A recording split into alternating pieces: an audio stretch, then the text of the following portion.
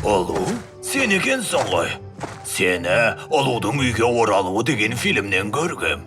Супер қаһармандар туралы ең сүйікті фильмім. Мен баяғыдан ұлудың жанкүйерімін. Өкінішке қарай, мен мендігімнің кесірінен соңғы фильмінің тұсаукесеріне бара алмай қалдым. Бірақ оның алдыңғысына барғам. Түлкінің қойылымында сенің рөліңді қалай сомдағанын көрсең ғой. Сен бе? Мені сомдадың ба? Бұл үлкен мәртебе. Қойылымға кел. Саған бірінші қатардан әрдайым орын табылады. Қайдағы бірінші қатар артында отырғандарға түк көрінбейді. Айтпақшы, ұлу Айдаһардың рөлін сомдағым келеді. Ішкі жан дүниесін көрсеткім келеді деген. Енді оны бәріміз көріп тұрмыз.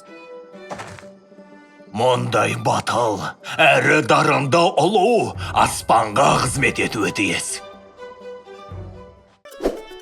Бес Тәй Тәйді көріңіздер. Сүйікті сериалыңызға жазылып, қоңырауды басыңыз. Жаңа бөлімдерді жіберіп алмау үшін.